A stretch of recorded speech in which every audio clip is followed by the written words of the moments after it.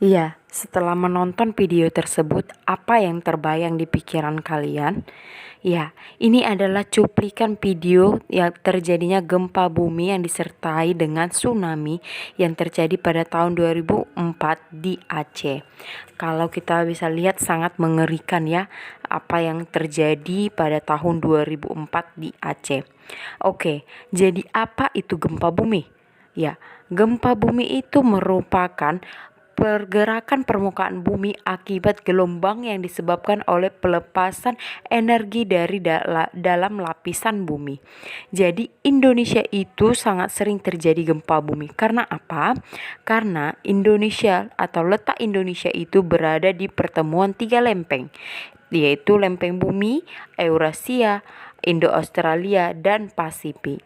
Adapun alat yang digunakan untuk mengukur besarnya getaran yang terjadi pada saat gempa bumi yaitu disebut dengan seismograf. Beberapa jenis gempa bumi berdasarkan penyebabnya dan kedalaman dari terjadinya gempa bumi. Yang pertama berdasarkan dari penyebabnya, yaitu gempa bumi tektonik. Gempa bumi tektonik terjadi karena adanya pergerakan lempeng tektonik bumi, yaitu pergerakan ini terjadi secara mendadak sehingga menghasilkan energi atau getaran ke permukaan bumi. Ini bisa mengakibatkan yang namanya air laut naik ke permukaan bumi atau yang sering kita sebut adalah tsunami. Oke, gempa bumi selanjutnya yaitu gempa bumi tumbukan. Gempa bumi ini terjadi karena adanya tumbukan benda-benda langit seperti meteor, asteroid ke permukaan bumi. Yang ketiga adalah gempa bumi runtuhan. Ini terjadi pada daerah-daerah kapur atau di sekitar pertambangan sehingga ini bersifat lokal.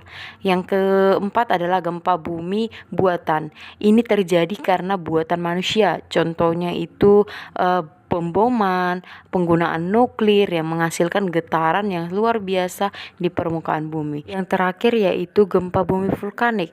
Hal ini terjadi karena adanya aktivitas magma dalam gunung api. Jadi semakin besar aktivitasnya, maka aktivitas ini akan menimbulkan yang namanya letusan. Letusan gunung berapi inilah yang membuat permukaan bumi menjadi bergetar. Berdasarkan kedalamannya dibagi menjadi tiga. Yang pertama gempa bumi dalam. Gempa bumi dalam ini berpusat lebih dari 300 km di bawah permukaan bumi. Jadi ini gempa bumi yang tidak terlalu berbahaya. Kedua itu adalah gempa bumi sedang, yang mana gempa bumi ini berpusat pada 60 km sampai 300 km di bawah permukaan bumi. Jadi di sini getarannya sudah mulai terasa dan terjadi kerusakan yang ringan. Yang ketiga adalah gempa bumi dangkal.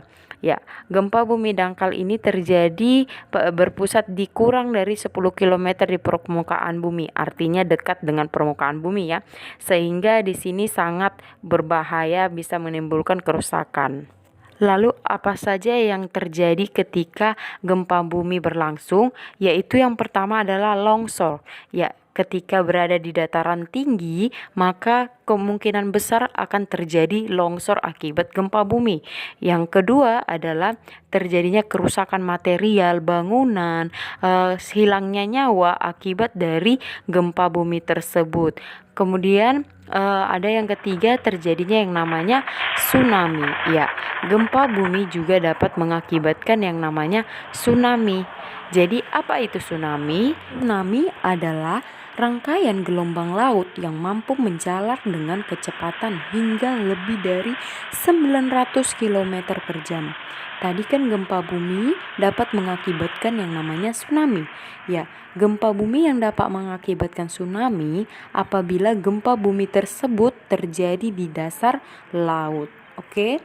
Adapun syarat untuk terjadinya tsunami akibat dari gempa bumi yaitu pusat gempa buminya terjadi di dasar laut, kedalaman pusat gempanya tadi adalah kurang dari 60 km atau dia termasuk kepada jenis gempa bumi sedang.